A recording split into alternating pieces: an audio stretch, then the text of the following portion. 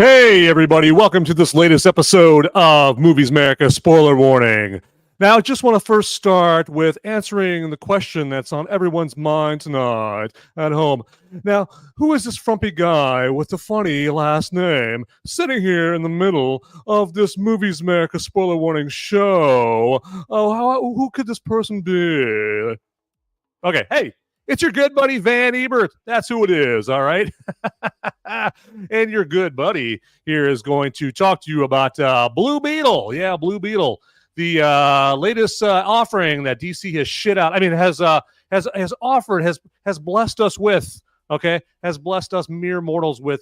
They have given us a gift from the gods, and its name is Blue Beetle. Yes, and by God, are we lucky enough? We should be glad we get to breathe the same air as the movie Blue Beetle. I tell you.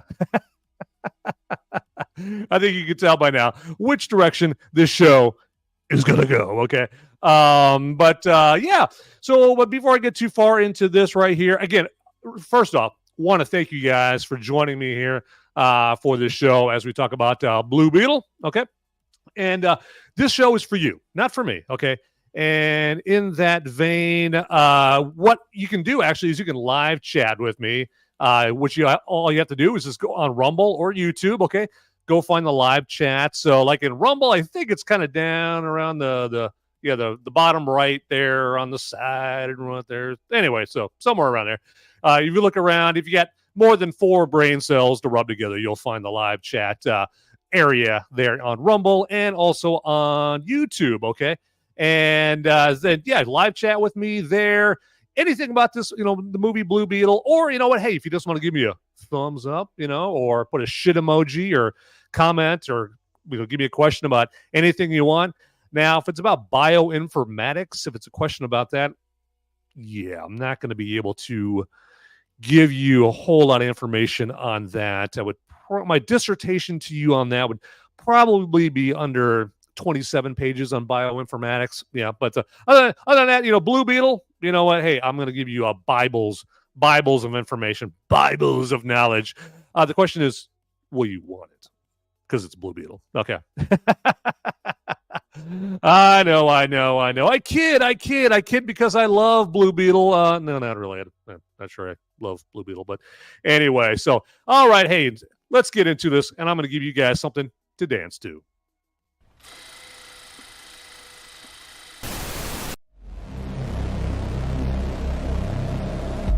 In a world where the number of movies available is great, but many are so bad, you'll learn a new definition of hate. One man sifts and reviews through the movie sludge. One man will be the movie cop, jury, and judge. He goes by many names, but you know him by Movies America.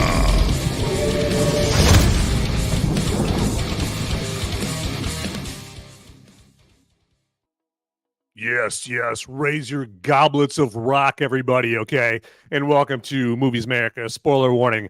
As we get into Blue Beetle, okay, we're going to get into Blue Beetle tonight, okay? So you guys just shut up, all right, and let me talk and have a fancy go at a little Blue Beetle, okay? And to that point, let me bless you with a little Blue Beetle artwork. Yeah, okay, I'm gonna stop that right now. So Blue Beetle, okay. So believe it or not, probably some of you in here actually did, tune in to hear about Blue Beetle and to talk about Blue Beetle and Agent X6. I see you in the live chat, my man. Yeah, get in there and maybe they want to talk about Blue Beetle. Who knows? Okay, but if they do, hey, I want to hear all about it from them. I want to hear any questions and whatnot. So, but yeah, Blue Beetle. What can I tell you?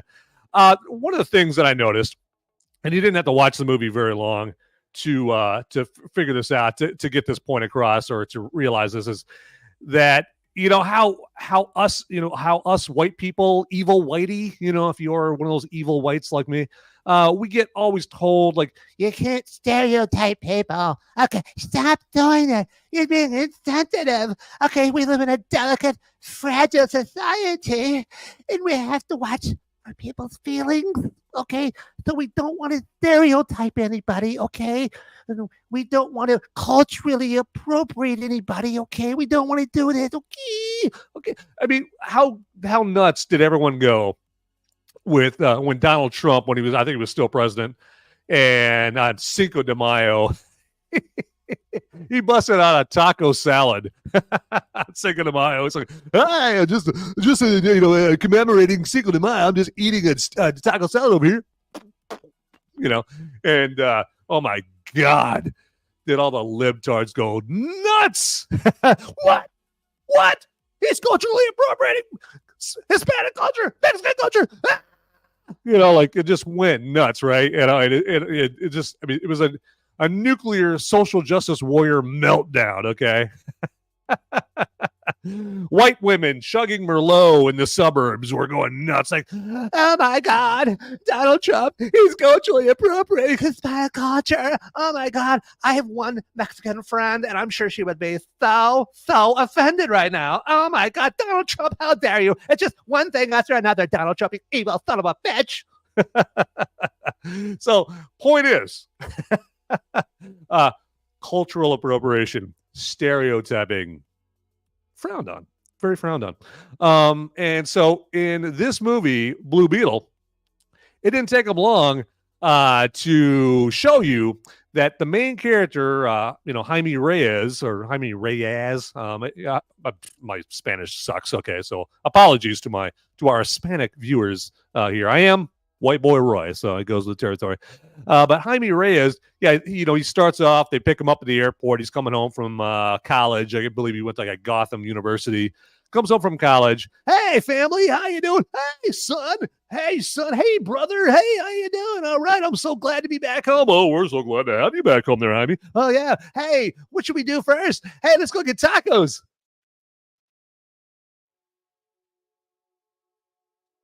Yeah, okay. I thought that we were supposed to pretend that Mexicans don't eat tacos. I thought that would be stereotyping. If we made something about Mexicans and we had them eating tacos. Yeah. Okay. So, but yeah, they right off the bat in this movie, we get all, like the taco eating. His uncle Rudy, played by George Lopez, calls his truck the taco. Okay. And Agent X6 has a good point. It's always time for tacos. Absolutely. So I'm a soft shell man myself. I come from a family of soft shell tacos, seventh generation soft shell taco generation right here. So I remember that when my family was crossing the Atlantic in the Mayflower, the other families on the Mayflower, they were eating hard shell tacos. My family, we were eating soft shell tacos on the Mayflower as we headed towards Plymouth Rock. So, I love tacos, man. I tell you, tacos is always good eating right there. So, and you know what makes me, I want a taco right now, Agent X6. Can you give me some, Agent X6? Can you give me some tacos right now? You got 20 minutes. Yeah. So I just thought that was kind of funny, and curious, that, they can stereotype with the tacos and calling their trucks taco and all that. And I can't remember if I already mentioned this, but yeah, some people are like, wow, it was a Toyota Tacoma. Okay. And you'll see a little later on in this show that, don't take Whitey's word for it. Okay. Not a whole lot of Mexicans with Tacomas. And he was saying there's a lot of Toyota Tacomas in Mexico, and nobody that he knows calls their Tacoma taco. Okay.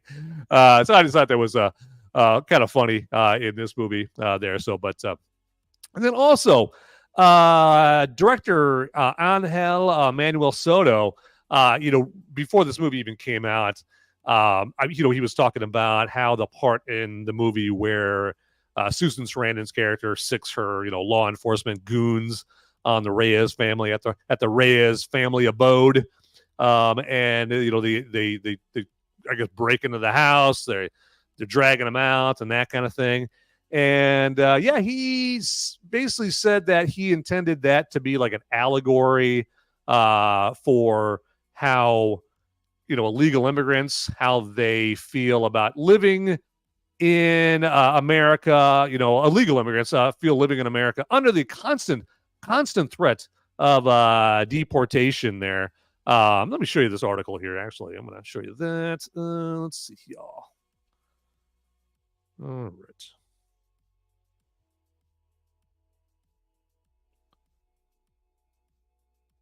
Okay. Easy for me to say, right? Yeah, so right here, let's do this. Okay. So, yeah, we got, report Blue Beetle to feature illegal immigration allegory, okay, in here. And just so you don't have to take my word for it, right? And so this new report comes from Movie Maker that included commentary from the film's director, Angel Manuel Soto. I don't know, I'm assuming it's Angel, maybe it's Angel. I don't know. Manuel Soto and actor Xolo, again, I'm sure I'm butchering these names, Xolo Mariduena, who plays Jaime Reyes, a.k.a. Blue Beetle. And down here says they go on to note, though the film doesn't depict an ICE raid, it does include a scene that echoes one. Cord Industries invades the family's home in a scene that could play as just another dramatic moment in a superhero movie, or be taken as symbolic of events that tear apart real families. Soto commented on the allegory. There is a history that exists before an ICE raid, a history that includes traveling miles and danger, working hard, becoming a family, creating memories, and thinking that everyone or everything is going to be okay. But all of a sudden, everything that you have fought for, everything that you have worked for, everything you have built, everything you snuck into this country for is now burning. I needed the depiction to be triggering because it's the experience of many, he continued. And I added the sneaking into the country part, of course, right there. So, but I just think that is complete bullshit. I mean, it just, what a bullshit sob story. Okay. If you don't want to have to worry about that, stop cutting in line in front of legal immigrants. Okay. Legal immigrants. Nobody cries for them. Okay. You never see anybody crying for those good-hearted legal immigrants that come over here and they do it right. Okay, they do it right. They take the tests. Okay, they fill out the forms. They want to set a good example. If they have kids, they want to set a good example for their kids. Going, hey, kids. Okay, if you really want something, you don't like nudge people out of the way. Okay, and kick people out of the way and go, hey, I'm special. I'm more special than you. Get out of the way. I'm cutting in line. I want to be in this country before you, okay? I want to get all my benefits before you, okay? You can be the sucker and do all the hard work. I'm going to be an illegal immigrant. I'm sneaking across the border, and I'm going to get my benefits before you. So, yeah, you don't want to teach your kids to be that way, right? You don't want your family to be that way. You want them, to teach your kids, okay, responsibility, and being an adult, and following the law and not screwing other people over, that kind of thing. And yeah, so if you're going to be an illegal immigrant and sneak over the border and cut in line in front of legal immigrants, I got no sympathy for you. If you're always living under the constant threat of deportation. So, okay. And I should add to that, hey, if you are under like a legitimate threat by your government, if you're in legitimate danger, being killed and whatnot, so, hey, then, you would be considered a refugee. Go to one of the border checkpoints, get in there and show that, hey, you're a refugee and go through that whole process and whatnot. I have sympathy for. If you're in legitimate danger. If you're just coming over here, like, just make more money, okay, and cut in line in front of people that are doing it the right way, they cut in line in front of legal immigrants, no, I have zero time for you. Okay. All right. So many things to say about this movie here. Susan Sarandon. Again, another one that really, really felt like enhancing everyone's desire to go see this movie. Okay, like really staying on point with her her questions or her topics or her discussions about this movie. Okay, I miss the days where people would get interviewed about their movies and they would actually talk about the actual movie, right? Okay, or you talk about substantive, constructive things about the movie, like, oh yeah, my character, she has this relationship with her husband, and they found out that it's more complicated, and then she finds out that he's cheating on her. And what I really would have had to go with that is I had to think about my own personal, like they talk about substantive things, right? Things that don't turn other people off, okay, that don't alienate potential moviegoers, okay? And Susan Sarandon was like, hey, I ain't about that life. The life I'm all about is trying to drive as many potential moviegoers away from this movie as possible. And so her whole technique that she wanted to use for that is basically saying that her character, her character is the villain, the main villain of the movie. Her character is the embodiment of imperialism. Yes, that bad word, imperialism. Oh, imperialism. So much bad imperialism. So, and obviously, if you look back at history, like there are times and periods of imperialism that did hurt people and kill people, and it was a bad thing, right? It was an evil thing and that kind of thing. But they put that label of imperialism on pretty much everything, right? They just to try to win arguments, try to win debates and that kind of thing. And so now the word imperialism really has kind of lost its venom. Really. Okay. So, but yeah, I'll just show you this here as well. Just to show you that I am not lying. Okay. Because if I'm lying, I'm crying. Okay. Yeah. And we don't want that, okay? I don't want to get all teary-eyed, any guys. Don't want to do that. So here's Susan Sarandon. And yeah, as you can see here, Susan Sarandon sees her Blue Beetle villain as an embodiment of imperialism. Okay, so yeah, so what do we here? Let's see where we go here. All right. What do we have here in the article? And this is heartbreaking to see. This is disappointing to see with Susan Sarandon, because she's been in so many great movies, like Bull Durham and Thelma and Louise, and Dead Man Walking. She was really good in Dead Man Walking. So yeah, it was clear to Sarandon that Victoria Cord again is the main villain in this movie, represents the theme of imperialism in the name of democracy. She says, my character is really the one who's driving that charade in order to get wealth and uranium and what other natural resources under the guise of making the world safe for democracy. That rang a bell. All of those themes I thought would really be fun to dabble in there. So, but yeah, I mean, again, can't she just stick to trying to talking about things that are going to entice people to see this movie? Okay, I mean, we don't want to go to actors and actresses for a political commentary. Okay, just like I wouldn't expect Ben Shapiro to go on, on Extra or, on Collider or Entertainment Weekly or Access Hollywood and say, okay, everybody, hey, guys, I'm here. I'm here to talk about a director of photography over here. I'm here to talk about the latest movie right here. Okay, and I'm going to tell you that this director didn't do this, or he didn't frame his scenes correctly right there, and that actor should have shown more emotion. Okay, and they didn't do that. They did. Ben Shapiro, who is a political expert, okay, and has a right to talk about politics and give cogent political commentary, or sometimes cogent political commentary. He's qualified, right? Because he's trained in that, right? He's versed on that, but he's not versed on movie making. Okay, so it would be he would have his head up his ass if he decided to get on Access Hollywood or force his way on Access Hollywood to talk about the art of filmmaking and how this director should have done this better and should have done that better. And so what would be no different than that is, Susan Sarandon went on the Daily Wire, okay, and started spouting about, what we should do about foreign policy in this country and foreign policy in that country, how we're doing it wrong and how doing that wrong and that kind of thing, and how we're doing this right and doing that wrong. Oh, you get the point, right? Talk about economic factors here domestically and stuff like that. It's like, you know what?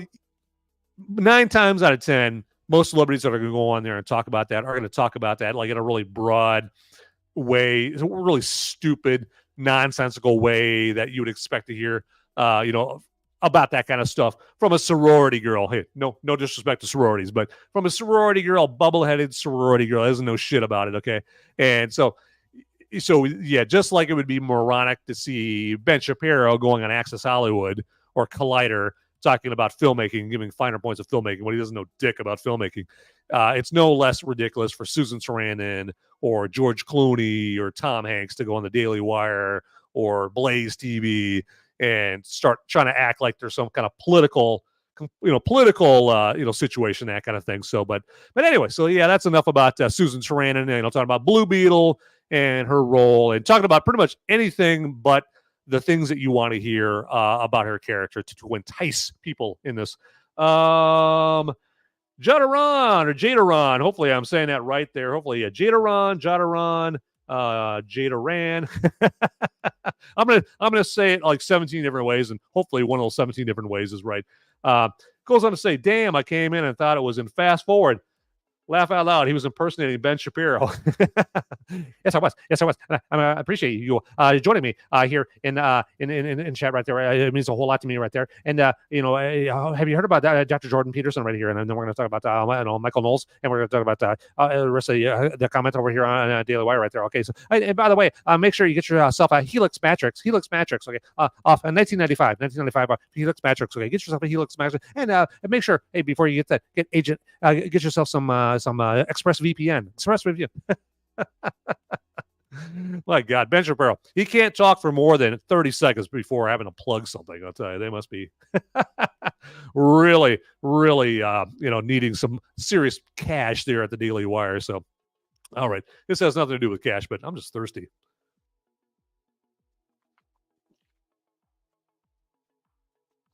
All right. Thank you for affording me that opportunity to get that beer to wet my whistle here, because I'm putting in some hard work, everybody. Okay, I'm working here at the Movies America, spoiler warning, coal mines. Okay, I think I got the black lung. All this tough work, sitting here on my ass talking about movies. Okay, so all right. Let me break this up here a little bit. And you know what? Maybe I should let you know or tell you a little bit about, I don't know, tdpn.locals.com. Yes, that is our website here, the Till Death Podcast Network website, where we have all our tip-top content, okay? We have our videos and our articles and our blogs on tdpn.locals.com. And we have articles about movies, entertainment, music, cocktail recipes on there. We've got articles and blogs and videos about hot button topics, issues, politics, whatnot. I typically stay in the lane of movies and entertainment, okay? And to that point, I'm going to be coming out with my second scene of Movies America Mad Libs on the tdpn.locals.com. And what is Movies America Mad Libs? Well, hey, do you guys remember playing Mad Libs when you were a kid, like getting those Mad Libs books, right? And, it's a paragraph, and you like put in like whatever words, different words, in different part of the paragraphs. You're kind of helping write the story, right? And so if you're like me, when you played, when you got yourself a Mad Lib, if you're like, me or, 9 out of 10 people, I don't know what's with that 10th person, you get Mad Libs and you start putting, naughty words in there, like, Jimmy rode his bike to the booby store. And then when he got to the booby store, he was talking to the cashier who had long legs, and her name was Titty Wilson, just talking about just putting in stupid sophomore, shit, in the Mad Libs, because basically if you're a dude, we're like 6 years old for life. We have the 6-year-old mentality for life, or 13-year-old mentality, I should say. So that's where Movies America Mad Libs comes in handy. It's the modern version of Mad Libs. It's Movies America Mad Libs, where I'm writing a scene, okay? and it's got characters in it. Obviously, scenes have characters in it. So I'm writing 3 characters in the scene. And so we've got some great characters for the scene that I'm writing. And so one of the characters that we've got going on is one of them is Holster McHenessy. And he's a 54-year-old, hard as nails, blabbermouth, balding hitman who carries weaponry and a spare tire from too many Guinnesses and has a scar from a hit gone wrong, okay? And then also our second character is Patsy Penicillin, who is a frumpy, bleach blonde, 58-year-old hairdresser / whore with the face of a well-used baseball mitt who makes a champagne room out of wherever she's at. And our third and final character is Nigel Nightworm, and he is a not-so-bright, bone-thin, British 59-year-old with long gray hair who was a once promising punk rocker who even had Rolling Stone magazine interview him. He was hailed as the next Sid Vicious or Johnny Rotten. He was the dream of all women and the nightmare of hotel housekeeping staffs. It all went downhill, though, after he was caught nailing Princess Di in his trailer at Wembley during Live Aid. So those are our characters for my Movies America Mad Libs Scene 2, okay? And so how it's going to work is I am just going to write a scene or write the scene. I'm going to write like the first few lines for each character, okay? And then you can come in to tdpn.locals.com and you can write other lines for the characters, okay? Those characters that I just mentioned, all right? So it's your chance not to just fill in some words. No, you get to write lines for these characters, okay? And write as many lines as you want, but 1 line per character, please, okay? And then me and Ian and Sean, we have to read what you wrote, okay? We have to read what you wrote, and we have to do it live, okay? We're going to do a live read of what you wrote here on this Movies America Spoiler Warning show here down the road, okay? And yeah, we're going to have to read what you write here. Change the screen there for you on. So you're going to have to read, and we have to read whatever you write, okay? Whatever you write, okay? So you can get as nuts and crazy and psychotic. Having a bad day at work, the boss getting on your nerves, take it out on us, okay? Okay, you can write whatever you want, and we have to read it. So that's Movies America Mad Libs, and that's one of the perks of tdpn.locals.com that premium members only get their hands on, okay? And so as you can see right down there, if you put in promo code TDPN, you're going to get 1 month free membership, everybody. 1 month free. So, hey, you know what? The trick is to sign up and put in promo code TDPN, be a free member for a month, long enough to where you can help out with the Movies America Mad Libs and then check out all their other great content, okay? So, yeah, that is definitely our tdpn.locals.com. Get there, check it out, all right? And then also don't forget to like this video, okay? And also subscribe to this channel, okay? Subscribe or follow this channel. The buttons are right down there. Very easy. Takes you like 1 second to click it. The like, hit the like button. That takes you 1 second to do it. And also that notification bell so you get notified whenever there's a hot, sizzling, fresh new episode waiting just for you. Okay, so all right, checking the live chat here, and yeah, definitely want to see some folks here joining the live chat. I appreciate everyone that has joined here so far. Looking good, looking so good, so fresh. Okay, all right. So yeah, what else can I say about this movie here? I mean, this is literally the 27,315,874th chosen superhero origin movie we've all seen. Am I right? Okay. I mean, I remember in 2008 when Iron Man came out, that felt so fresh because it was fresh, right? I mean, that was the very first superhero movie in, the Marvel Cinematic Universe that we know it as right now, right? Okay. Well, here we are, 15 years later, and countless superhero movies later, countless, chosen superhero origin movies later. And we're expected to still appreciate these movies, to still think that they're cool, and really, get excited enough, about them to go and, jump in the old car and check them out. Like, I don't think so. Okay. So when you do come out with a chosen superhero movie, with a chosen superhero origin movie like Blue Beetle, you got to kick it up a notch, okay? You gotta really put in work, okay? Because you're fighting 15 years of been there, done that, okay?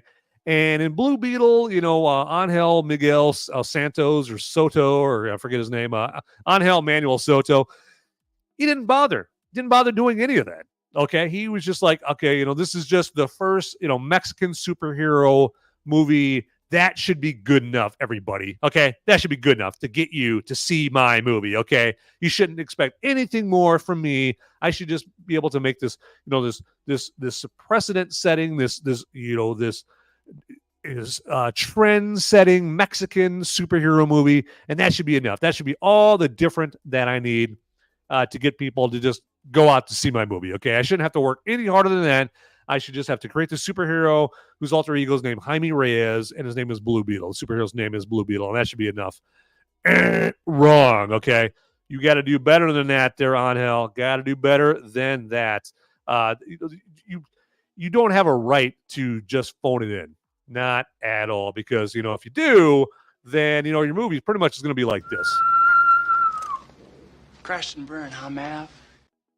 Yep. And so you have to work for our dollar, okay? You have to work for us to jump in a car and go see your movie, okay? Because think about it. For families, they gotta load, they gotta load the kids up in the car, go check out the movie. They gotta spend over $100, probably on the movie to go, check out this movie. They got to, get off the couch, walk out the door, again, jump in the car, travel God knows, how far away to get in the movie, get everybody settled, get the kids settled, all that stuff. Got to go through all that. And so your movie better be good enough to make all of that worth it right there. And I think filmmakers, not enough filmmakers think about all that, okay? They just think that they're entitled to, for you to go see their movie there. And that's just not good enough. Just not good enough, okay? We've got way too many other entertainment options out there. You got all the streaming services out there. 1978, you don't have to worry about Netflix and Hulu and all that, is competing with you, Max and all those streaming services. No. So if you wanted to come out with a shitty movie in 1978, chances are you're probably going to get people to go see it because you don't have to worry about Apple TV stealing your audience. Okay, so this entitlement mentality where you think okay, you don't really have to work that hard to get people to show up, and you can just use intersectional check boxes like, oh, hey, this is the first superhero of this ethnicity, the first superhero of that ethnicity, and all that stuff. Nope. Not going to be good enough, everybody. Not going to be good enough at all. So, but one positive about this movie is I did Xolo Mariduena, who played Jaime Reyes / Blue Beetle in this. I've always liked him as Miguel on Cobra Kai. Okay, but unfortunately, out of his control. He didn't direct this movie, but this movie She's gone from suck to blow. And so, yeah, he's, he tries his level best, but he pretty much just plays Miguel. Am I right? For anybody who's seen this, for the other 6 people that have seen this, am I right? He pretty much just plays Miguel from Cobra Kai in this movie, but, Miguel has superpowers, thanks to this Blue Beetle suit that he has here. And so I feel bad for him. Xolo Mariduena, this is probably his big break, right? This is supposed to be his breakout role. Kind of like, what's his face? Tyler Kitsch, John Carter, 10 years ago, whenever. That was supposed to be his big break, right? John Carter wasn't. John Carter, that was a big old flop, right? Probably still Disney's biggest bomb to this point here. Well, Blue Beetle is a bomb as well. Okay, it's oh my God, it's such a bad bomb. Here, let me I'll just show you this here, and kind of really drive home the points here. So let's do this. Okay. All right. Let's get to the right. Kind of also get to the right. There we go. The right Twitter accounts. Okay. Yep. Bear with me, everybody here. And, I'm a kind of old. I kind of move kind of slow. Kind of slow. Okay. Yeah, here we go. All right. Here we go. Share that with you guys. Okay. And so, yeah, we've got this right here. I'm going to mute that one. Make sure I'm mute. Okay. Start this from the very beginning. So right there, we got Blue Beetle global box office lands another underwhelming debut for DC. The movie opened below Birds of Prey and The Suicide Squad at the domestic box office. Oh, man, that is just too precious right there. I mean, this at least I don't know about Birds of Prey, but The Suicide Squad came out right in the middle of the fucking pandemic, okay? Where they had like 33 movie theaters opened up, I mean, obviously more than that. I exaggerate, but definitely not, the same amount of movie theaters now that Blue Beetle has to play around with, because I think Blue Beetle, is in 3,800 or maybe even 4,800 theaters, and the Suicide Squad was in probably not even half that, and he actually opened up better domestically than the Suicide Squad opened up better domestically than Blue Beetle. And Agent X6 says, yeah, wow, hardly anyone went to see this movie. So what else we got in here? So we got.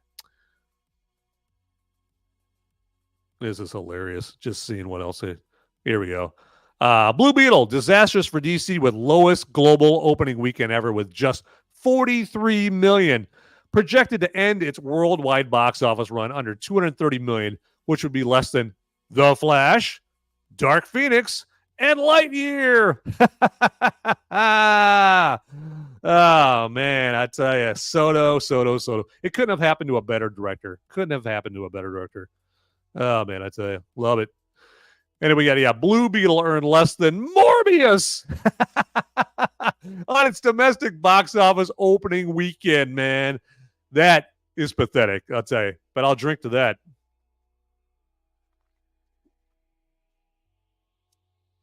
Oh, yeah. Yes. Anybody who's drinking with me, all right? Yeah, raise a glass, raise a bottle, raise whatever you got. Raise a red Solo cup to the fact that Blue Beetle earned less money than Morbius. It's Morbin time. Yeah, earned less money than Morbius on its domestic box office opening weekend. Oh man, I'll tell you. So this is just so good. So sweet. So sweet. I love it. So sweet. Let's get out of here right there. So what other kind of goodies do we have for you here about Blue Beetle? Okay. This one really cracked me up. Here. So yeah, we've got Culture Crave here telling us all about Warner Brothers says Tropical Storm Hillary had a significant impact on the box office numbers for Blue Beetle. Really? Okay. This movie made, I think the last one of the other stats I heard about this is it's worse than Shazam Fury of the Gods at the box office. Okay. Worse than Shazam Fury of the Gods. Right there. And they're giving all these excuses to Blue Beetle here. Actually, no, I think Shazam Fury of the Gods, was worse than Blue Beetle here, just barely here. But someone can correct me here on that. But okay, there was no tropical storm going on during Shazam Fury of the Gods. Okay, there wasn't people going, just going to school. Okay, like that's another one of the excuses that the access media, the Hollywood Simps, excuse me, beer burp, sorry about that, are saying or blaming or putting out there to explain the god awful disastrous numbers for Blue Beetle right there. So they're always, because they have a narrative that they're trying to maintain that that Hollywood and these superhero companies, these studios that come out with these movies that have transitioned not so much to entertain you, but to lecture you. They like those studios lecturing them, because what those studios are lecturing you about, the Hollywood simps, the access critics, the shills, the movie critics shills, they like the politics that are behind the lectures that they're giving you. Okay, so they're more than willing advocates for these Hollywood studios that want to lecture you instead of entertain you. And so whenever their precious movie studios or precious woke movie studios, have bomb after bomb after bomb after bomb, well, the shills have to keep coming out and trying to, provide fresh, piping hot bullshit, reasons that could easily be debunked for the reason why the dreck that their beloved studios, pukes out, does terribly, like Blue Beetle. Okay. And so, yeah, one of the latest, lamest excuses that they're peddling out there is Tropical Storm Hillary. Had a significant impact on the box office numbers for Blue Beetle. So all those other movies that bombed that didn't have a tropical storm to stop them, why did they bomb? What huge weather event happened that caused The Flash to bomb at the box office? Okay, or Indiana Jones and the Dial of Diarrhea. Okay, no. So, yeah,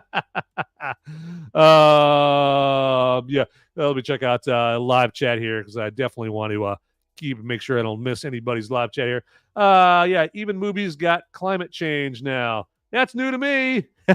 From Agent X6. And yeah, Jada Ron. Climate change is to blame for everything. Duh, of course. Yeah, exactly. I burnt my omelet this morning, okay? And clearly it was climate change's fault that I burnt my omelet that I had for breakfast this morning. So damn you, climate change. Daylight savings. There we go. Jada Ron is definitely coming up with some very spot on, totally not incorrect reasons why these movies are bombing right here. So yeah. Crazy stuff, everybody, about Blue Beetle here.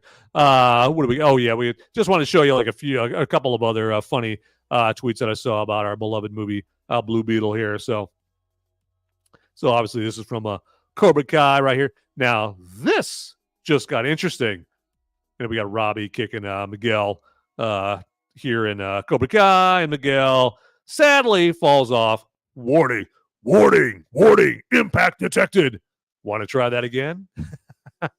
I love it. I love it when they mix multiple worlds. Okay, we got Blue Beetle and we've got Cobra Kai there. So what else do we got here? Oh, yeah, we've got this right here. Yeah, I thought it was especially hilarious.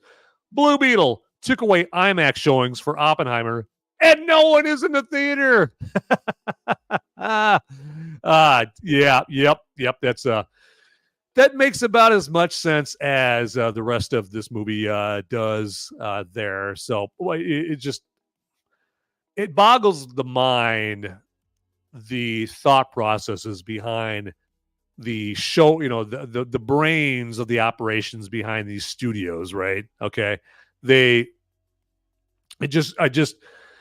remember when I was younger and before there was social media, and when, ever I would think of Hollywood executives and studios and that kind of thing, I always thought, like, these are intelligent people. I mean, they had to be intelligent. Intelligence had to be at least one of the traits that helped make them as successful as they are, right? And so whenever they make a move, it's a well-calculated move. These guys are geniuses. These are titans of intellect, okay?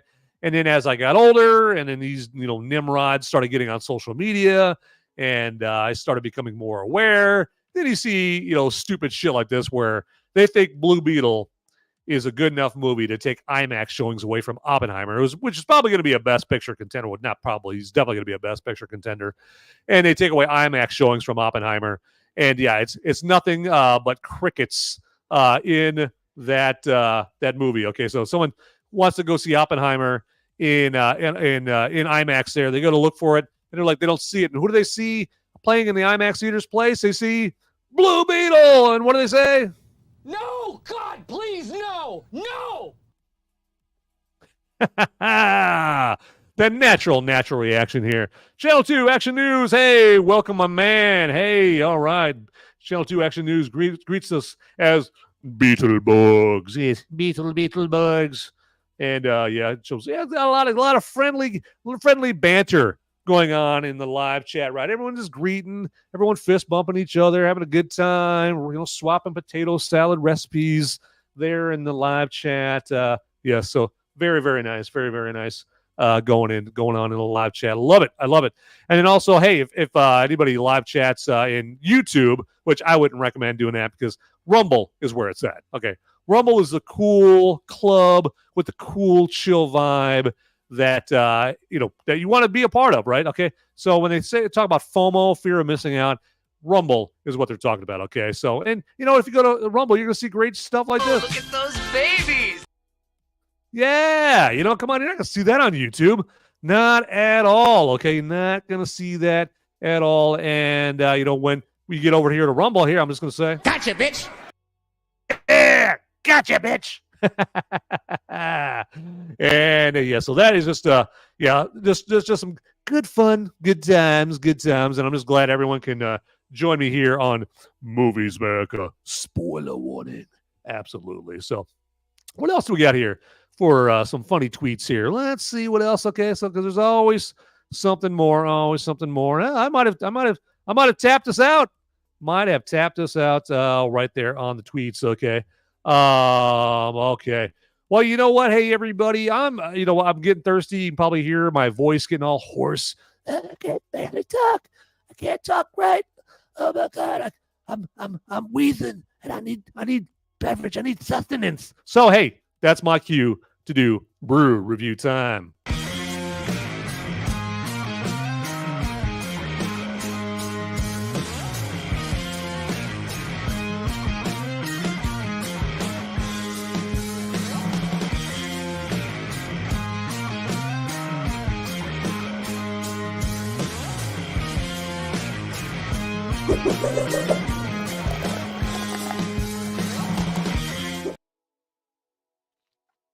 Oh, sorry, getting ahead of myself right there. So I'm kind of cutting in line and drinking a beer already here, but I don't mean to do that.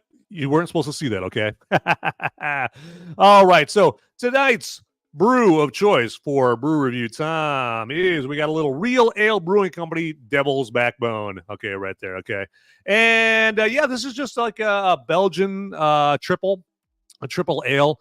And it comes to us out of Blanco, Texas. Absolutely. They've got their brewery down there. It might be the only business down there. I don't know. I mean, Blanco, Texas might be a one stoplight town, and Real Ale Brewing Company might be the only business down there in that town. But man, their Devil's Backbone is so choice, so tasty. And I'm not getting any money from Real Ale Brewing Company. Okay, I can assure you that. So this is legit. Objective. Okay, so legit objective review for you of this brew. That's what I do. All right. Take that, Eminem. But yeah, it's got like 8.1% alcohol by volume. Okay. So it's got, a kick, as much as a beer can have a kick. Okay. It's not a barley wine. A barley wine beer, that's like what, 10, 11, 12% alcohol by volume. But, it's got enough, to make you feel it right here in the Devil's Backbone. Devil's Backbone. The devil wants you to drink Devil's Backbone. Everyone freaked out? It's the official beer of the devil. And yeah, this is really good. I mean, for a beer of the devil, it's got this good spicy hops. It's got like just this nice pale golden blonde color to it. Not that you can tell from the bottle here. And yeah, it's just got that good Belgian yeast flavor. You can kind of taste that. Not kind of. You can definitely taste that in there. But yeah, you got, like I said, it's got that spicy, kind of has a very slight vanilla flavor to it, if I should say so myself. So good. So good here.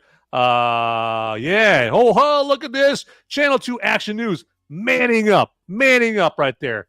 Oh, yeah, he's just whipping out that Rumble rant for $20. Yes. Yes, yes, I love it. $50. I think I got that right. Yes. Thank you for advertising Devil's Backbone for us, Channel 2 Action News. Well, you're welcome, Channel 2 Action News. I appreciate that. And you know what? Yeah, let me take a tug off of this for your very generous $20 Rumble rant.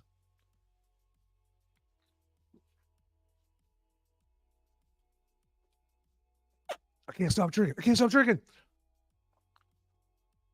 Oh, so good. So good.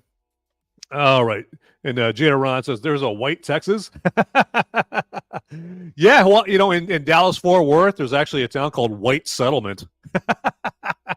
Oh, yeah. Hey, and there's a town named after me called Van. There's a Van, Texas. Well, who knew? But hey, yeah, grab a cold one there, Agent X6 says right there. You know what? You have your orders. You have your marching orders, everybody. Grab a cold one, okay? Yeah, muy frío one. Muy frío cerveza. And I'm sure I butchered that Spanish. Well, that's one of my favorite questions when it comes to speaking Spanish.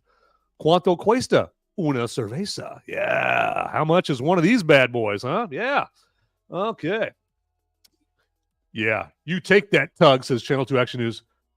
You're talking about the beer, right? Yeah. I hear you. Oh, yeah. Absolutely. Okay. All right. So, you know what? Hey, that's been a $20 brew review time. Thanks again, Channel 2 Action News. And let's move on with the show.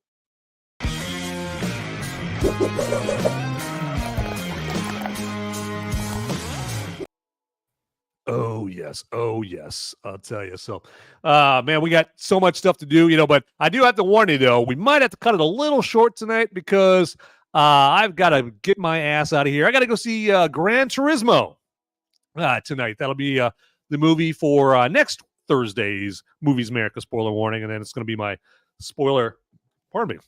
spoiler-free review coming out this Sunday. So it'll be Gran Turismo from the director of District 9. Remember District 9? Do I have that right? I think that was District 9 back in 2009. A great alien movie. Excellent movie. I did Chappie. And what's that other one? Did with Matt Damon, Equilibrium or something. I don't know. Can't remember. Anyway, so that is, point is, I got to go check out that movie for you later on tonight.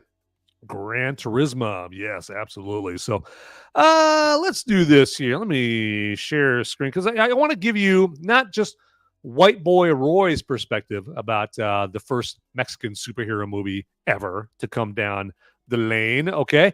I want to have you, hear it from a Mexican perspective. Okay. So I just want to, because I was curious myself.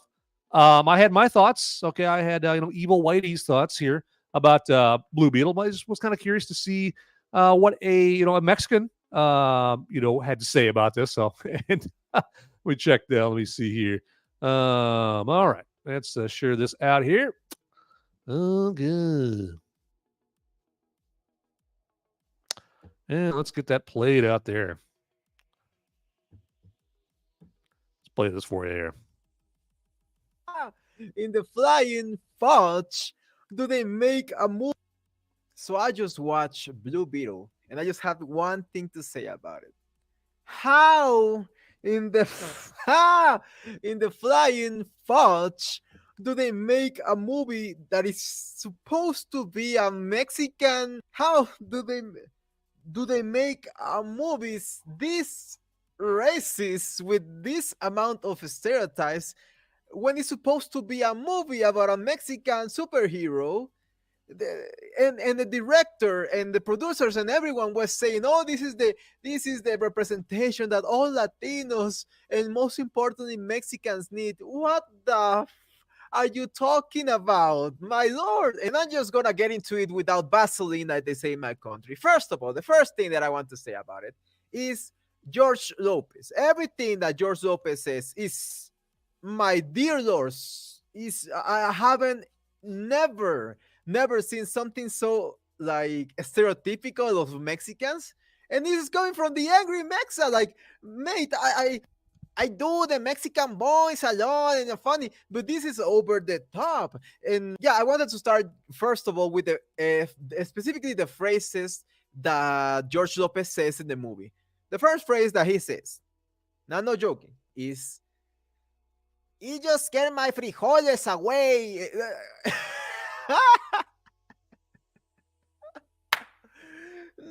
No way he said that. No way he gets away with saying that, mate. But before we continue with the video, órale, guys, where it's obvious that they build those houses and they try to.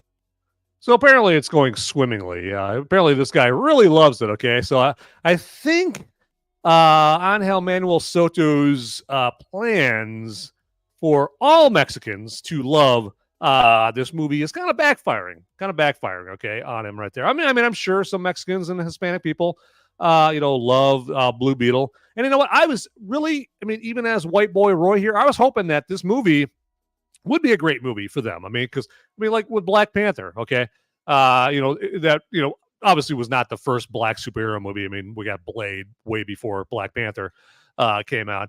But I was glad that Black Panther. I liked Black Panther. I thought Black Panther was a good movie. Okay, the sequel not so much, but the first Black Panther with Chadwick Boseman, I thought it was a good movie, and I was happy. Hey, for all the black people that put a lot of stock and a big priority on there being a first black superhero, I was like, that's awesome. That's great. I'm glad that you guys got a great movie for yourself and you guys weren't insulted with a shitty movie. So I was rooting for Blue Beetle. I'm like, hey, first Mexican superhero. I want this movie to kick ass. Now I'm not going to, go see if I was like Normie Norm, I wouldn't expect myself to go see a movie just because it was like the first Mexican superhero. I demand that they make a good movie. Entertain me, bitches. Okay. But I also want it to be a good movie for all the Mexicans and Hispanics, for their first Mexican superhero movie. I want to be kick ass. I want people like, man, you haven't seen Blue Beetle yet? You got to go see Blue Beetle. Oh my God, it's so fucking good. You got to go. I wanted it to be that movie, okay? I wanted it to be that movie. And unfortunately, it was not. Asian X6, you're right. Yeah, Neil Blomkamp is the director for Gran Turismo coming up here.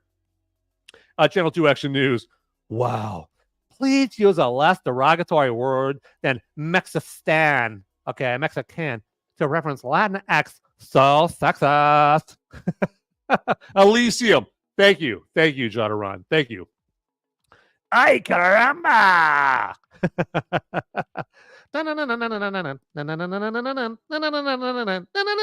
Ay, caramba! That'll drive some people crazy. Channel 2 Action News. Blade and Spawn were my most favorite movies growing up. They were awesome, dude. With no woke bullshit. The good old days. Wait a minute. Those were black leads? I'll tell you. Love the engagement. Love it. You guys are fucking bringing it tonight. I love it. Ay, caramba. Oh, yeah. And Elysium. Yep, absolutely. Appreciate that. So I could not for the life of me remember that. All right, hey, let's get back to my man over here. I'll try to skip ahead a little bit. To make them the shittiest that they could look. So they will say, oh, this guy lives in the ghetto. So make sure to subscribe. Now, the next thing that I found ridiculous is Jaime Reyes. Jaime Reyes. You got, okay, this is supposed to be the first Mexican superhero, which is not this Manny Rivera, and even then it's Mexican American. There's a big difference, all right? Jaime Reyes cannot even pronounce his last name, his family name. That's the whole theme of the movie, family, but you cannot pronounce Reyes. He pronounced it Reyes. Are you freaking my D? Literally. No mames, cabrón. Aprende a hablar español antes de que andes mamando tu madre de que eres mexicano, güey. No mames, güey. Ven a México a decir esa chingadera de Reyes. They're gonna beat you up, bro. They're gonna beat you up. They're gonna leave you naked in this. I love it. I love it. I love it. Again, like I said, I didn't want to just, how pompous of me to just give the white boy Roy's, perspective on this. Okay. So I wanted to get some some Mexican representation, okay? And I think we definitely got him. A man right here, I'll tell you, he's given us Bibles of truth over here, okay? And I appreciate his perspective because he's probably like a lot of Mexicans. They don't want to be pandered to, okay? They aren't children, okay? They don't need to be pandered to and babied and coddled, okay? And so apparently, yeah, he's not a fan of, Soto or the writers. Soto didn't write the movie. I can't remember what the writer's name. But yeah, didn't appreciate the writer going, "You're scaring my frijoles," just thinks that's like just some pandering, exploitive, insulting caricature of of Mexican cultures and of Mexicans in general, right there. So yep, I definitely, I see where he's coming from. Let's see what else we got here. Of Mexicans, you see it in the movie. Every stereotype. The abuelita that only speaks Spanish, la virgencita, and la virgencita in the house, but it's exaggerated. The virgencita has a freaking altar with every piece of merchandise from La Virgen de Guadalupe that you can come up with. It's insane. It's insane. Another thing, freaking racist ones. People that are brain dead, the people that call me that are brain dead, literally, and they are a traitor to your land. And I've been called Balinchista my entire life just because I speak English, which is, again, I don't care. These people are brain dead. The people that call me that are brain dead, literally, and they are the freaking racist ones. The funniest part is that mostly people that are white tell me that shit, which is mind-blowing. But it doesn't. Ain't that some shit, huh? White people. Fucking white people call them that. Are you kidding me? That's like right there on the same, the same vibe as, Joe Biden telling black people if they don't vote for him, they're not black. Okay? Like that same, like, how dare you? You're an old, crusty, dusty fucking white dude. You're going to tell black people what they have to do in order to be black. Like, you're handing down orders to black people from the white guy on high saying, if you don't do this, you're not black, all right? I am a white man speaking. Shut up, okay? White man telling you black people, this is what you got to do to be black. And if you have a problem with it, go fuck yourself, okay? I mean, that's just like that, okay? White people telling him, because he speaks English, he's not a real Mexican, okay? That's bullshit.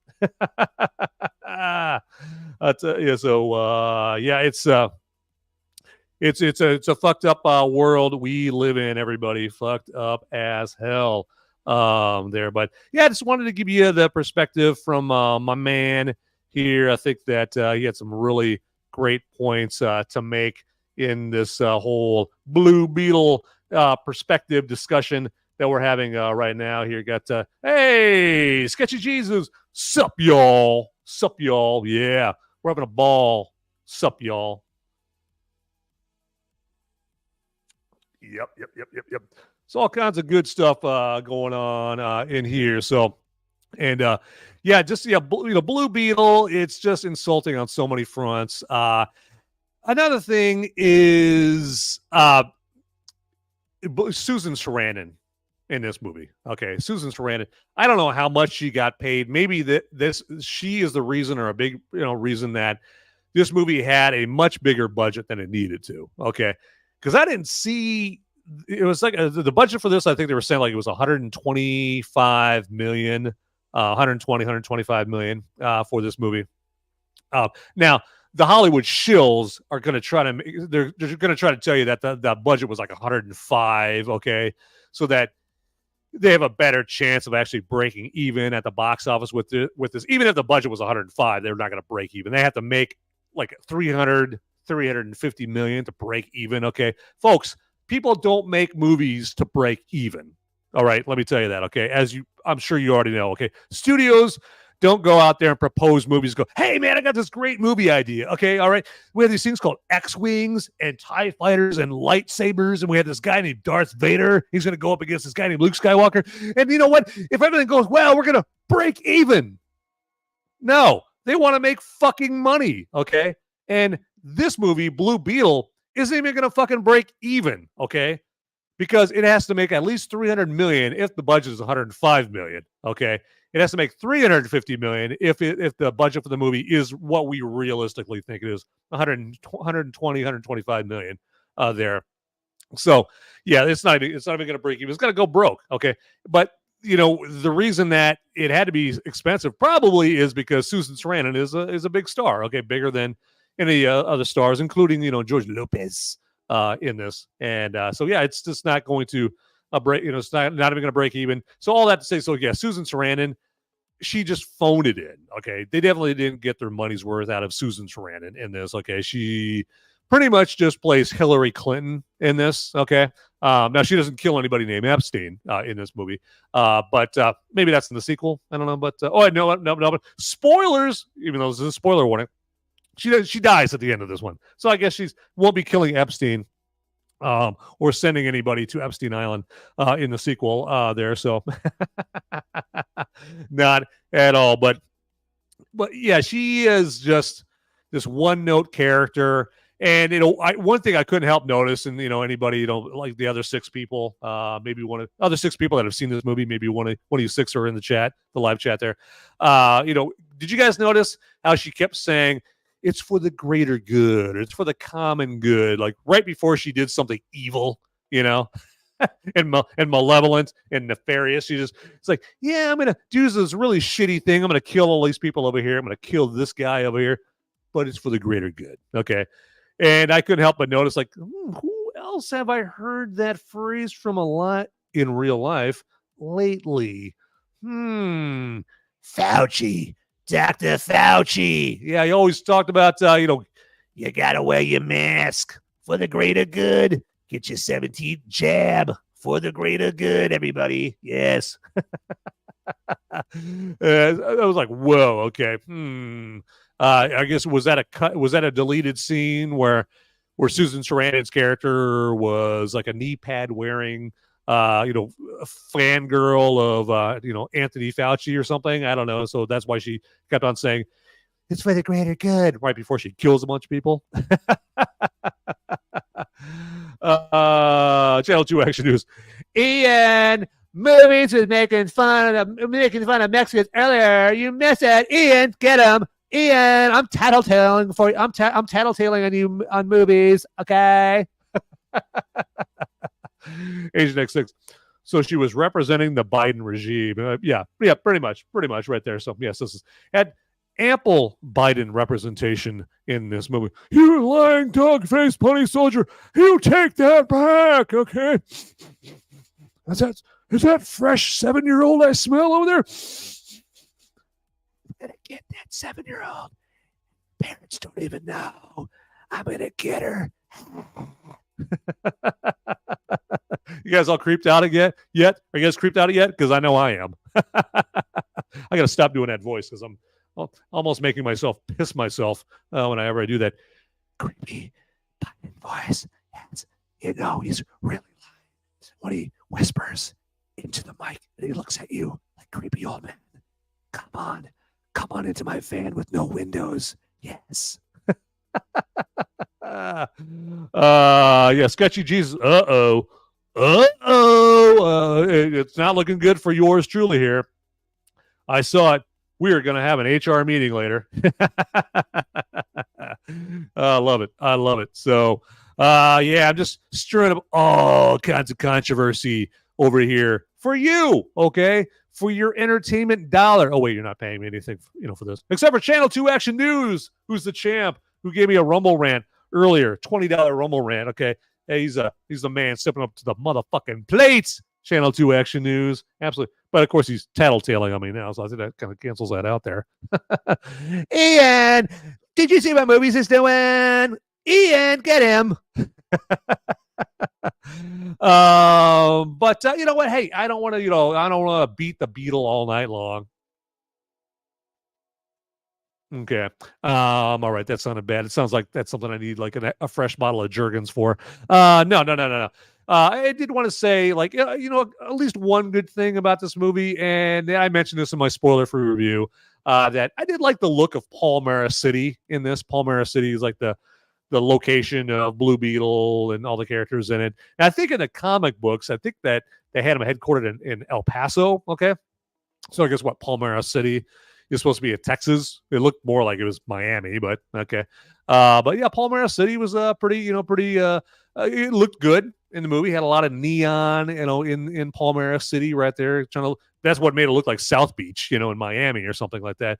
Or it made it look like Blade Runner, all the neon around there in Palmyra City there. So, Sketchy Jesus, can you not beat the Beetle on stream? That's a whole other type of HR meeting right there. Yeah, hey, I'm just trying to get my Jeffrey Tubin on. Right there. So I'm trying to tube in my tube over here. Okay, so don't get in the way of a good tubing of my tube. I love it. But yeah, Blue Beetle. Yeah. Can't recommend it. Cannot recommend it. I can't do that to my fellow man. And, for anybody who's in the live chat, anybody who's watching, who hasn't seen it, I am not going to do you. I'm not going to do you that way. All right, not going to do you that way. I'm not going to recommend Blue Beetle to you, not at all. Okay, but you know what?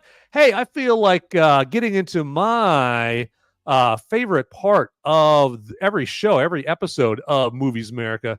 Spoiler warning, okay? I don't know about you, but yeah, dig me some movie military moment, everybody. Yeah, movie military moments. And hey, what is the movie military moment for my newbies that have never seen an episode, okay, before? Well, the movie military moment is my tribute to our military men and women that have won the Congressional Medal of Honor, okay? Because I don't want these episodes to be just about me, okay? 99.9% of the time, I'm very narcissistic and I'm very, very self-absorbed. But for that 0.1%, I do want to dedicate some time to our military men and women that have won the Congressional Medal of Honor, okay? And as you would imagine, what did they do to get that Congressional Medal of Honor? Well, it wasn't sorting the mail, nicely at the base post office. It wasn't winning a spelling bee, at Langley Air Force Base. No, it was doing some badass shit, right? You're jumping into a Japanese pillbox, and flame throwing a bunch of Japanese soldiers, or you're throwing grenades and obliterating people. You're gunning down Nazis and shit. You're in an Apache and you're mowing down the fucking enemy. Like really cool shit that would really be cool to see in a movie, right? A movie military moment.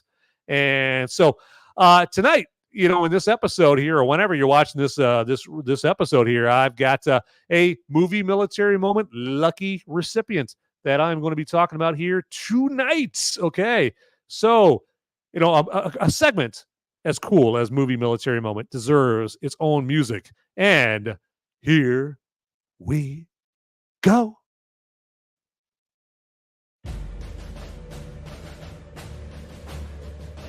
This is the movie Military Moments. And this episode's recipient of the movie Military Moment is one Staff Sergeant Archie Van Winkle that served in the Korean War. Let's get right into it. His citation. For conspicuous gallantry and intrepidity at the risk of his life above and beyond the call of duty while serving as a platoon sergeant in Company B in action against enemy aggressor forces, immediately rallying the men in his area after a fanatical and numerically superior enemy force penetrated the center of the line under cover of darkness and pinned down the platoon with a devastating barrage of deadly automatic weapons and grenades fire. Staff Sergeant Van Winkle woke up from his slumber and boldly spearheaded a determined attack through withering fire against hostile frontal positions. And though he and all the others who charged with him were wounded, succeeded in enabling his platoon to gain the fire superiority and the opportunity to reorganize. Realizing that the left flank squad was isolated from the rest of the unit, he rushed through 40 yards of fierce enemy fire to reunite his troops despite an elbow wound which rendered one of his arms totally useless. Severely wounded a second time when a direct hit in the chest from a hostile hand grenade caused serious and painful wounds. Getting hit by a hostile hand grenade, that's got to leave a mark, I'll tell you. He staunchly refused evacuation and continued to shout orders and words of encouragement to his depleted and battered platoon. Finally carried from his position unconscious from shock and from loss of blood, Staff Sergeant Van Winkle served to inspire all who observed him to heroic efforts in successfully repulsing the enemy attack. His superb leadership, valiant fighting spirit, and unfaltering devotion to duty in the face of heavy odds reflect the highest credit upon himself and the U.S. Naval Service. Yes, we salute you, Staff Sergeant Archie Van Winkle. Tonight's, this episode's movie military moment recipients. You are the nation's best, or among the nation's best. Thank you for sacrificing for all of us. Again, I salute you. All right. That's been the movie military moment, ladies, gentlemen, boys, and girls. How you like them apples, huh? Yeah. Check out live chat right here. So, movies, spoil it all over our faces. Well, you know what? Hey, I am one to accommodate the people, so here we go. Yeah. No, I think that might be something that even Rumble has a problem with. Okay, so I was going to say I'm going to drink to that, but I'm not going to drink to that. I'm just going to drink. Oh, yeah. Okay. So check out this episode again if you want to check out the movie military moments again right there.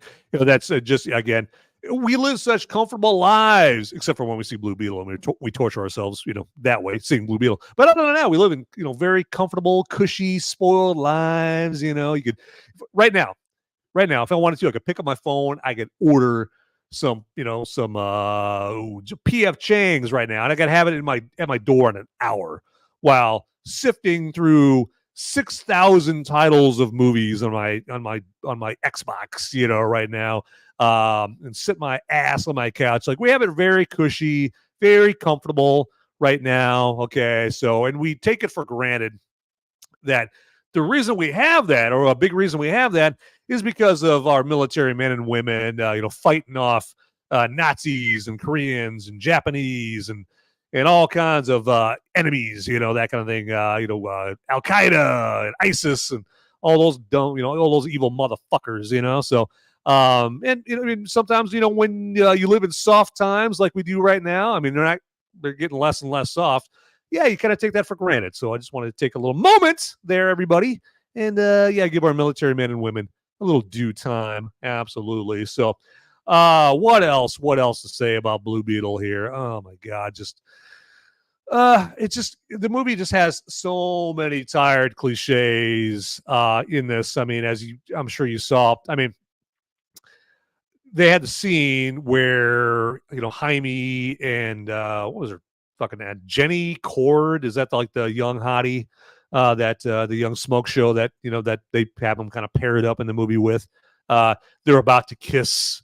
And then all of a sudden, dumbass George Lopez breaks in right before their lips are about to meet, and right when that happened, right as they're, as Jaime and Jenny are about to go in and lock lips, I just knew that, Uncle Rudy dipshit was going to break in and, he ruined this romantic moment. Just knew it. It's just another cliche in this movie.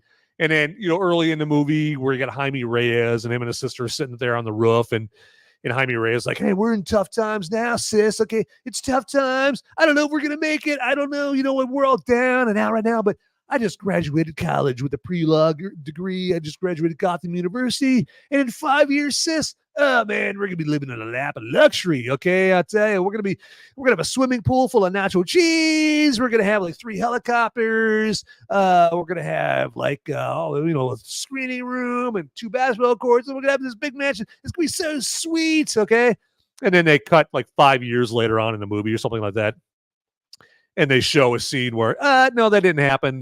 They're housekeepers. Okay, and that leads me to another thing is Jaime Reyes, not very talented, not very skilled. Okay, you have a fucking pre-law degree, okay? You live in a major city, and the best job that you can get is scraping gum off the bottom of the chairs at some fucking billionaire's mansion. You're a housekeeper? Are you kidding me?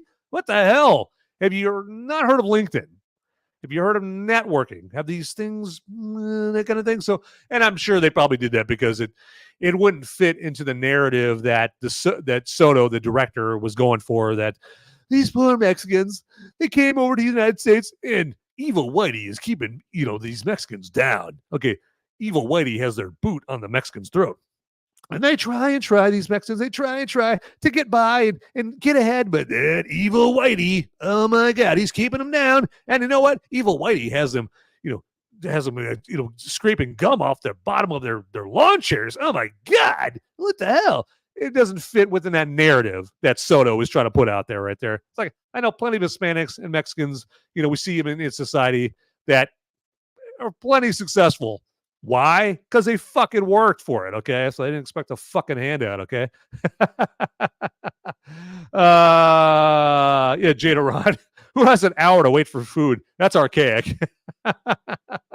Well, nowadays that's the average because we've got so many, so many workers that would be workers, but they're sitting at home on their couch not working, and so we have a lot of shortages with employment, that kind of thing. I mean, I've noticed it. I live in a major city, and even in a major city, I notice, like, man, service just takes longer, especially delivery service.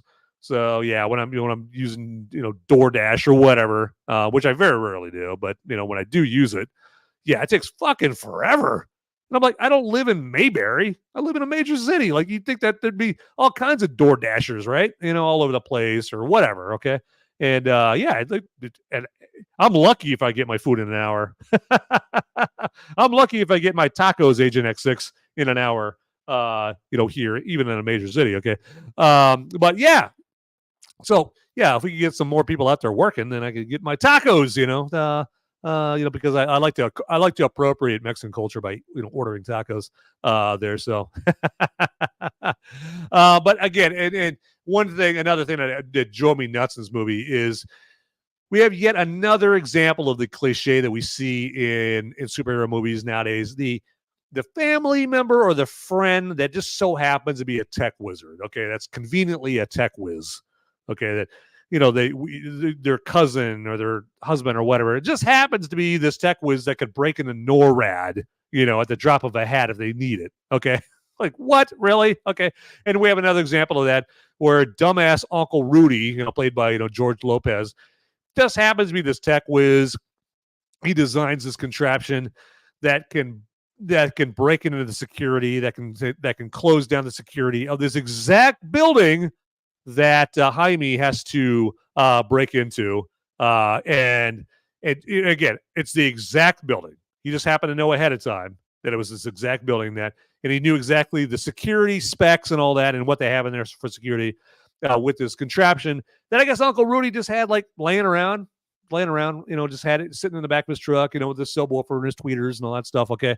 So Uncle Rudy is just this tech whiz, but it looks like he makes, like, $5,000 a year. Okay. All right. He looks like he's broke as a joke. Right. Again, that whole narrative where these guys are very gifted, very talented, but old Whitey just won't give him a job. Okay. Yeah, that's some bullshit. Okay. Right there. So if he was such a tech wizard, if he could quickly learn how to fly this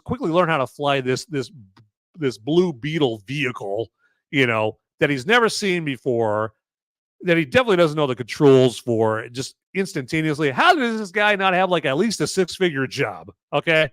So writers, come on.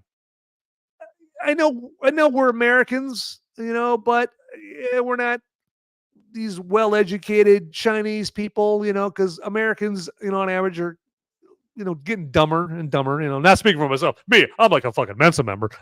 IQ of like 5,000, right there. So that's me right there. But, a lot of Americans are kind of stupid. Okay. But even the stupid Americans, they're not going to buy that this guy's a tech wizard and he's making like, minimum wage. Not going to make any sense whatsoever here. So let me check the chat here right there because I don't want those tacos.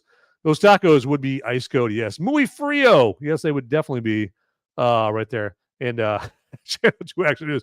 That's right, Agent. Remind that white devil where tacos come from. Switzerland? Okay. Maybe Mongolia? Maybe I'm gonna go with Belgium. Pretty sure Belgium is where tacos come from. Yeah, some country primarily white. I'm sure. So yeah, those tacos would be ice cold and soggy, very very soggy. Yes. But yes, I just appreciate all the back and forth there. We got hot taco conversation going on tonight here at this Blue Beetle or on this Blue Beetle episode of Movies America. Spoiler warning. That's right. Okay. But yeah, hey, did anybody in the live chat see Blue Beetle? I mean, I'm gonna be talking to myself here, because what a psycho show that would be if I'm just over here talking to myself. I'm not talking about talking to anybody else here about Blue Beetle here. But if you guys didn't see it, I don't blame you because like I said, me and 7 other people saw this movie. The only reason that I saw it is just for you good folks, just to warn you off, okay, just to warn you off this show, because that's how I am. I'm selfless like that, okay. I'm here for the peoples, right there, absolutely. And so yeah, just just wouldn't go see this movie here at all.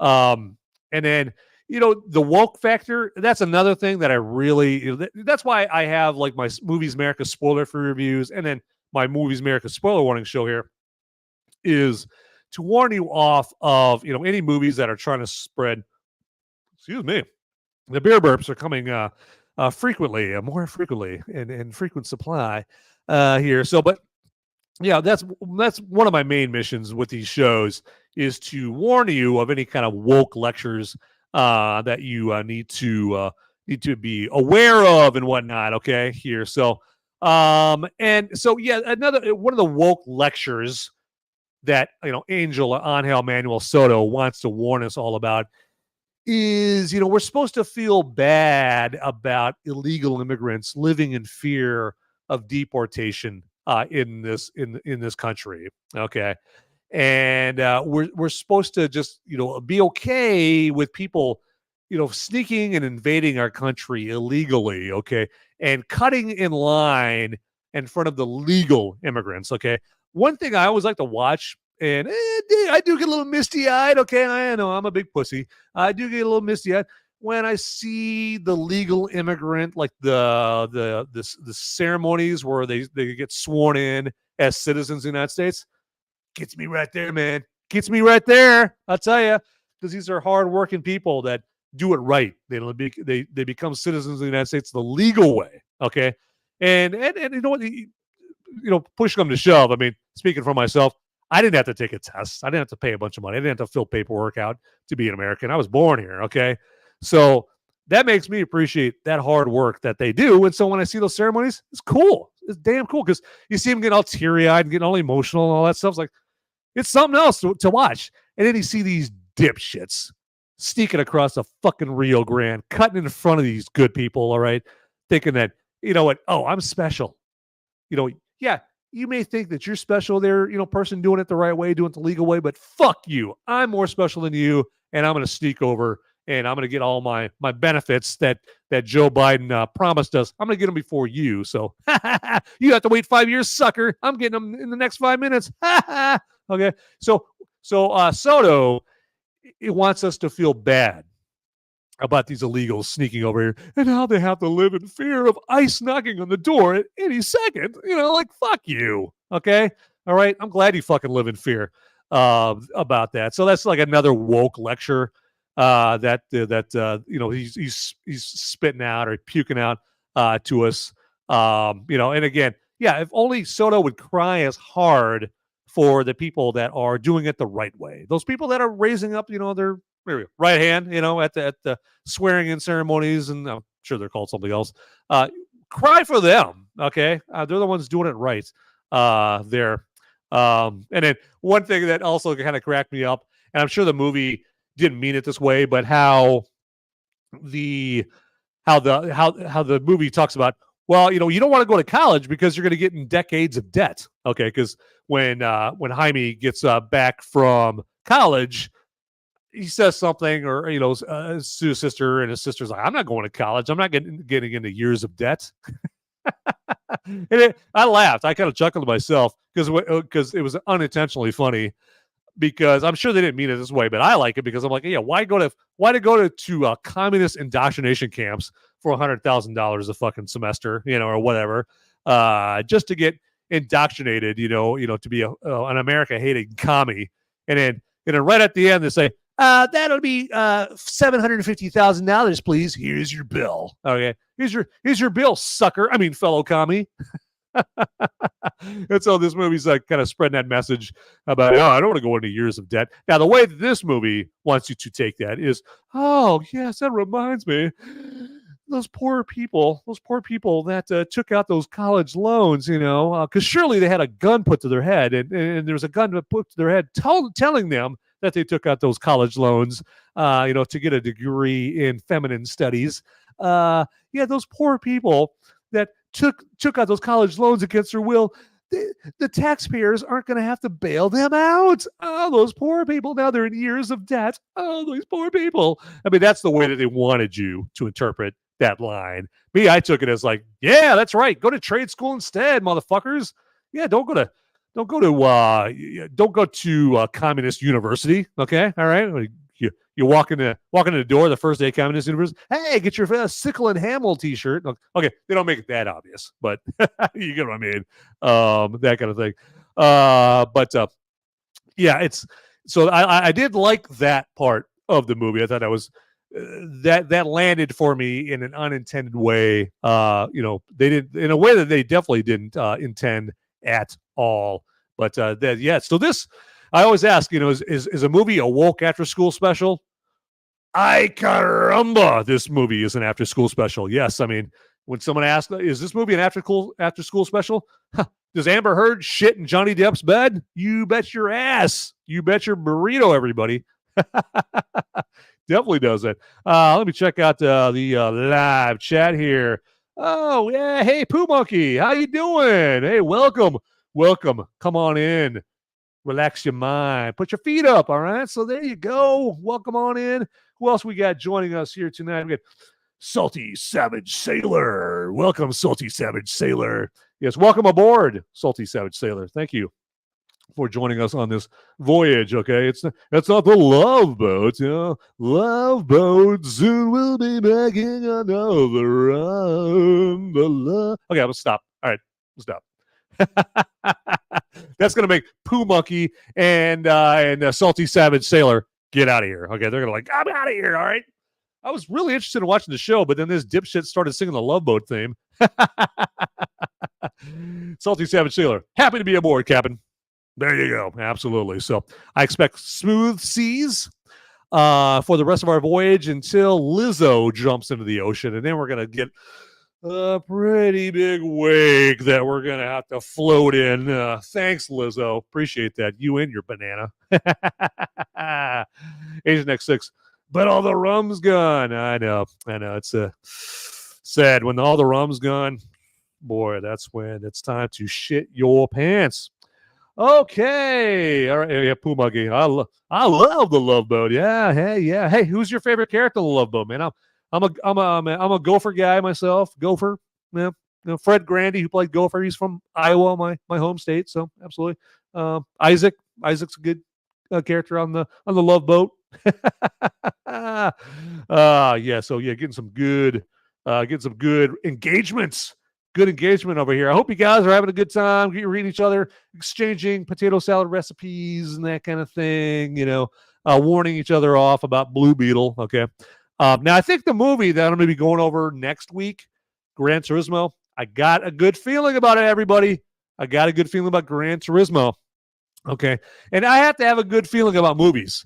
this year, folks, because we just got the devastating news right before I came on that Dune Part 2 is being moved to next fucking year. Okay. I mean, 2023, there wasn't much on the radar for movies that I was looking forward to. Okay. After Oppenheimer and Mission Impossible, Dead Reckoning Part 1 and Barbie, I didn't have, many movies to look forward to. And then, except for Dune. Dune Part 2 was the movie I was looking forward to for the whole rest of the year, and now they're fucking moving that shit. Okay. Moving that to next year. So, damn it. But oh well. Now, Equalizer 3 is coming out next month, so that might be good. I mean, usually anything with Denzel in it is halfway watchable right there. But this movie for next week, Gran Turismo, I'm hearing some good whispers. Okay, I'm putting my ear to the ground. And besides hearing Lizzo stomping around, and the tuba playing behind her, I'm hearing some good things about Gran Turismo. Okay, absolutely. Okay. Well, hey, I'm going to wind it down here, everybody, for this episode. I'm just glad everybody joined me here. But again, hey, yeah, every week I come on here. That sounded bad. Every week this show is held at 7 p.m. Eastern time every Thursday night. And if the movie is good, the episode's going to go longer. So if the movie is good, I usually go about 2 hours or something like that. When the movie is a complete fucking dipshit shit show like Blue Beetle, the episodes tend to be a little shorter, because when a movie is a complete fucking shit show, I find myself really struggling to find the motivation to really prep for the show and come up with all kinds of good stuff about the show, that kind of thing. Like my motivation level, for a good movie, like say for Oppenheimer, way up here, and then for Blue Beetle, right here. Okay. And so, yeah, I'm not bringing, all kinds of dazzling, sizzling features as much as I would for Oppenheimer or Mission Impossible. And again, speaking of those movies, check out my past episodes, for those movies there. So where I'm just as offensive in those episodes as I am tonight.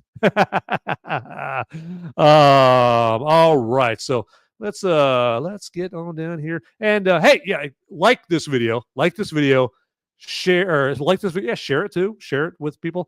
And subscribe and follow this channel. All right. So Movies America on Rumble. Just look for Movies America on Rumble. There's multiple Movies America channels on Rumble. Look for the ones where there's actually some fucking episodes on it. That should be your first clue. That's the Movies America to like. Right there.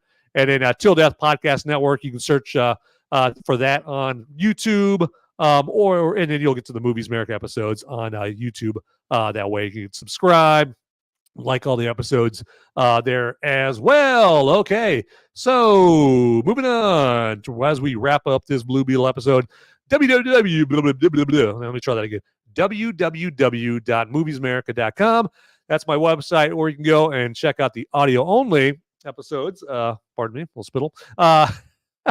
Audio-only episodes of my Sunday episodes, the spoiler-free reviews. And if you don't want to check out this mug right here, and you just want to listen to the audio-only version of my spoiler-free reviews, www.moviesmerica.com is where you can do that, okay? Or check that out. Or you can listen on Apple Podcasts, Google Podcasts, Spotify, iHeartRadio, wherever you picture, you can imagine podcasts would definitely be. And if you go on those, give me a 5-star rating, bitches! Oh, wait, that's not a very good way to convince you. Give me a 5-star rating, and I love you, and you guys are the best. And I'm sure you guys smell very, very good, and your recipes are so tasty, and you're a blessing to your family. And this earth was better the day you were born. And is that enough ass kissing? Okay, 5-star rating, please. Okay, okay. My groveling is is quite pathetic. Channel 2 Action News. Van, show us your face, brother. Yeah. Now you got me paranoid. Is my face not showing there, or you know what? That would not be the first thing to go way over my head. Okay. Now I used to joke like nothing goes over my head. I just duck. No. Things go over my head all the time. Okay. All right. Moving on here to me being on those social medias. I'm at Movies America on Twitter or X now and Instagram. And also I'm on Facebook as well. Just look for Movies America on Facebook. When it comes to socials. Okay, moving on. TDPN.locals.com. Again, that's a website that I mentioned before with all our cool content. Get your ass there. And if you put in promo code TDPN, you get 1 month free. And pretty soon, because I'm making some good headway, pretty soon I'm going to have scene 2 of my Movies America Mad Libs out there on TDPN.locals.com, where you can get all obscene and disgusting and naughty and write movie lines there. Okay. All right. Hey, you know what? Kwanzaa is just around the corner, everybody. Kwanzaa is just around the corner. And if you've got a special someone or special someones in mind for the holiest of holidays, Kwanzaa, you're going to need to give some gifts, all right? And we have the merch store down below, okay? And then if you celebrate that what is that other holiday called? People help me in here. Christmas. Yeah, Christmas. You're going to need some gifts for Christmas as well, and Hanukkah as well. And you can get gifts for them, for your loved ones, down in the merch store. Yes, the merch store link that you can see down in the description. And get yourself some Till Death Podcast Network show merch, okay? And we got everything. We got phone cases and yoga pants and shot glasses and whatever your heart's desire. A particle accelerator, probably not a particle accelerator there, but everything else with Till Death Podcast Network there. So you get yourself some Movies America merch. Get some Movies America merch down there. Got Movies America t-shirts and whatnot down there. Absolutely. So don't be left behind. Don't be the one, swinging dick walking around your town that isn't wearing Movies America gear. Okay. Get it now. Okay. All right. And then we have at Till Death Network at solo.to/Till Death Pod Network.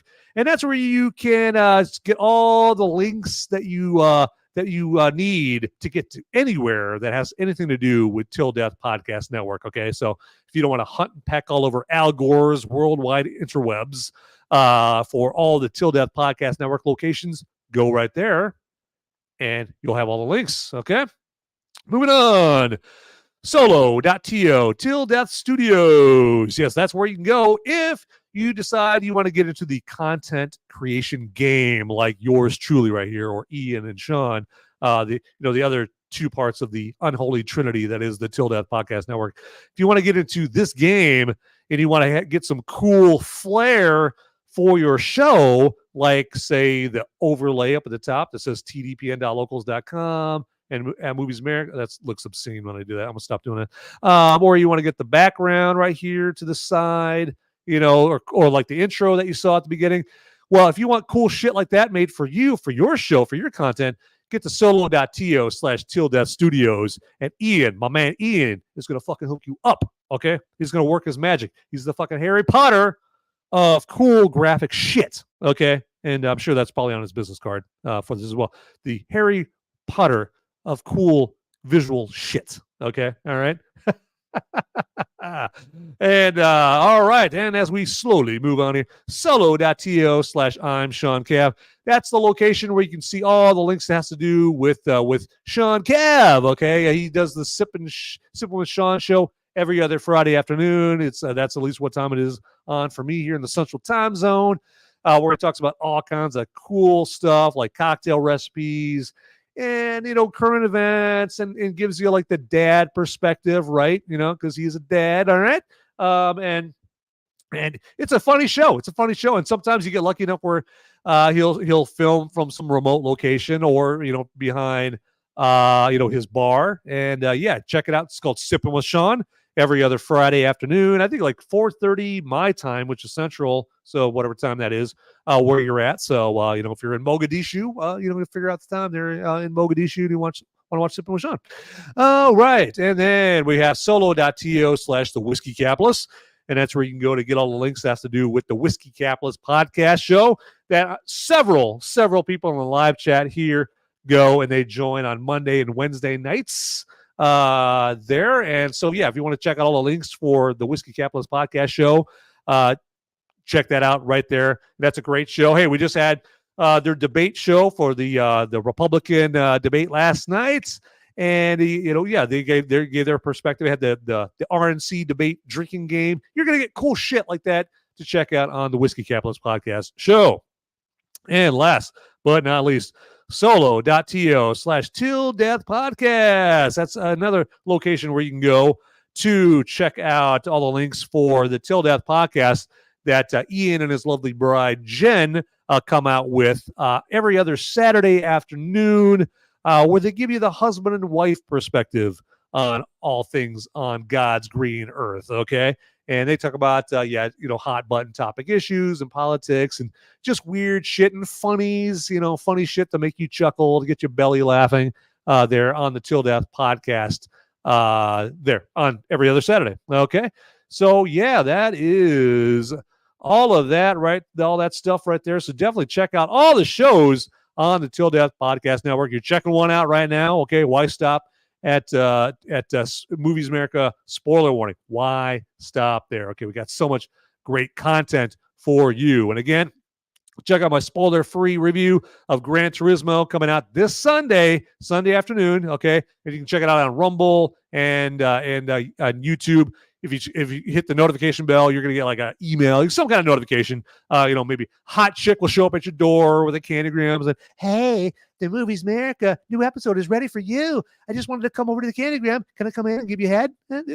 Well, that's probably not going to give you that kind of notification. Maybe you pay an extra $5.99, maybe. But notification bell. The point is, click that. Okay, all right, and you're gonna get a notification. Okay, and then again, join me next week. Everybody, everyone that's in here, join me next week for the Movies America spoiler warning episode about Gran Turismo. Okay, so, and hey, try to see it. Support original content, because, well, Gran Turismo is not original. It's based on a video game, but you get my point. Okay, I hear it's pretty good. Go check it out, because I don't want to just talk to myself about Gran Turismo next week. Okay, all right, so, okay, all right. Hey, with that, everybody, get out there, people. Those movies aren't going to watch themselves. See ya.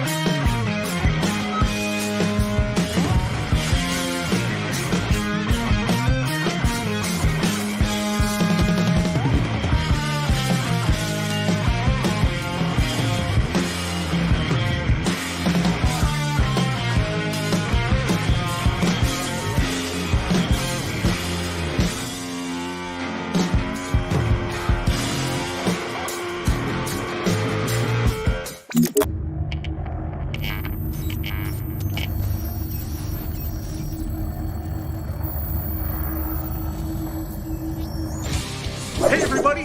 Hey! I got the police after me. They're coming after me, okay? But I've got just enough time to ask you. Just like this video, if you would, and then subscribe to this channel, okay? I'm gonna be in handcuffs pretty soon. I gotta tell you. Hey, so before they haul me off, make sure you watch these videos over here, okay? And thanks for watching this video and the Till Death Podcast Network, okay? I gotta go.